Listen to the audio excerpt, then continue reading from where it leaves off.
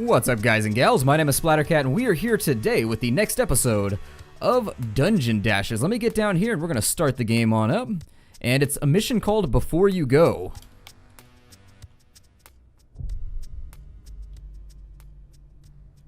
No chat? Okay, so it's going to throw us straight into the fray on this one. No storyline or anything like that. No pesky storyline to deal with. We don't need context. We just need bloodshed. Let's get in here and figure out, what does that white sigil do? Is it like a one-time use gather? I don't know. I have no idea what to think right now. Looks like we've got a spike pit over here, which is going to be insurmountable. I don't really know what happens if you step on those spikes while they're up in the air, but my guess is that it will leave you a bit more holy. Let's open up this door. It looks like we've got a gate right there. And in this room, I think we're going to have to use a little bit of the old teamwork. So let's gather everybody up and we'll figure out what we need to get each part of this done. These big blocks right here, let's play around with these and figure out what happens. We've got Sir Jacob. He cannot bash those big blocks, so that's going to be his deal taken care of. However, he can go through those little guys, and when he steps on that right there, it appears as though it raises the block. Now I think we're going to need Ryder. We're going to step up through here.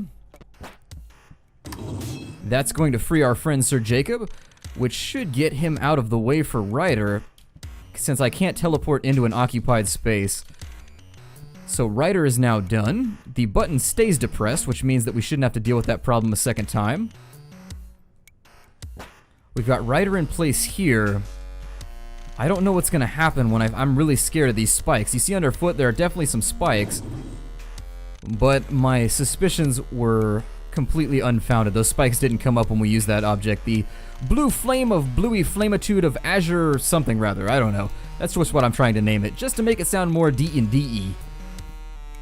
Let's pick up the treasure. Hopefully it's not booby-trapped. New item unlocked. Very cool. So I guess that's how we get new equipment, is by finding those big bondage chests with all the whips and chains attached to them. We've got all of the treasure out of the room, although I'm still a little bit confused about why those spikes haven't popped up to deal with us yet. I guess we'll just keep moving. I'm not going to question a good thing. Down here we still have the gate to contend with, so it hasn't closed up on us. What about up here? Have these spikes gone down? Okay, the spikes are still up. I suppose I could have used their tab command to do that. Let's teleport everybody back. And what's going on with this room? An encounter. Okay, so we've got some close combat bats, or close combats, I guess, if we wanted to lower the amount of syllables there. Close combats. Oh my god. I kill myself sometimes. You guys are sitting in your chairs like, I wish. Those terrible, terrible puns. I can't help it, guys. They just come right out, and they're both going to shank January. They're not a fan of the earlier parts of the years, and it looks like we have our first orc in this room. He's all strapped in quite literally with an axe ready to go. Oh, we've got a minotaur as well. So we've got some new things to learn from. If there's one thing I would say, I'm loving the music in this game. Whoever composed the music is like my hero. They have done an amazing job of bringing back those old feelings from the SNES era. They've done an amazing job. So give that guy a cookie or a raise or whatever makes him do his job further. Keep him employed, by far, Jigxor. We're going to kill these first two bats, and then we're going to move ourselves back just to deal with these forerunners. These bats tend to act as outrunners for the rest of the group, or skirmishers. The rest of them look like they move pretty slowly. They don't have a whole lot of AP on hand. Just 6 for the skeletons. The rest of them do have direct access to us, though, so they are going to be able to close the gap. Now, I prefer that the wizard destroy a bat here, destroy a bat there, but I don't know if he can get himself... Yeah, I don't think he's gonna, and we can't do Overwatch either, so let's pull back just a tad. And let's make sure somebody melee is in the front to eat the damage. I think they're probably gonna fire at the first person that sticks their head out here. Looks like it's Ryder's turn. I'm gonna try and draw them back into a trap for now. Hopefully that bat, oh, he still had enough to attack me. Still had enough AP left to attack and pull out. Astute sense, well, nope, not gonna make a prophylactic, never mind, not gonna do it. Just not gonna, oh, they're playing the same game that I'm playing. Okay, so they're gonna do the duck and shoot if they can. Let's move on up. And actually, I'm gonna leave that bat for later. She can't make that corner shot on the goblin? How very, very unfortunate. I'm pretty sure she had line of sight from that point, but I guess she'll kill the bat and then we'll just kind of hang out here.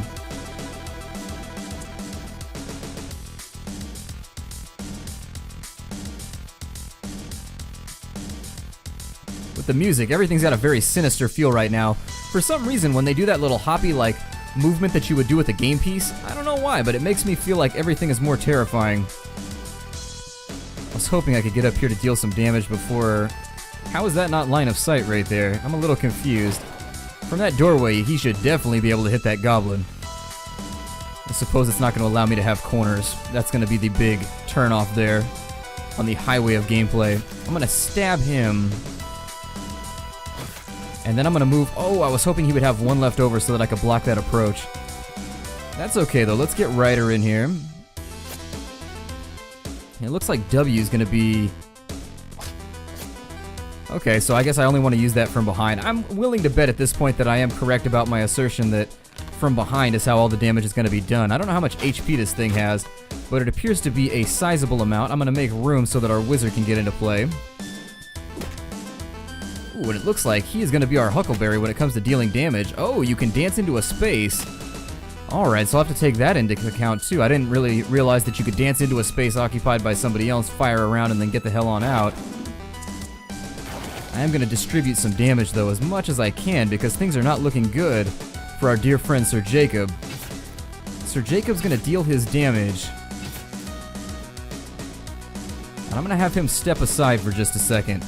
Now, that goblin down to the bottom is going to get a turn, but not before Ryder does. And so Ryder, I think, is actually just going to take care of him up front.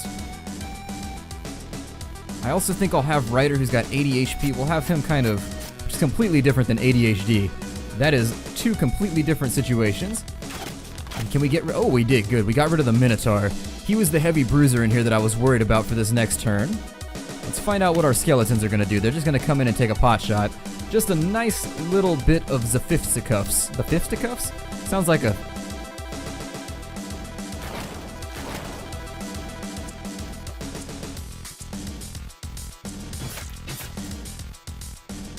Down goes the gate. What is that going to do? Oh, it's going to raise spikes, so potentially we could have spiked some dudes up right there, but... something to think about for the future. Play around with switches in the middle of combat to see if we can trigger booby traps on people. Our warrior is not looking so healthy. In fact, he is looking a wee bit beat up.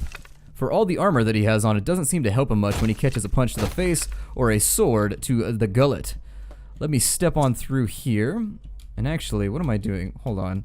Was that actually blocked? I was trying to pick up the treasure with somebody else, but I'm not entirely sure why I was opting for that course of action.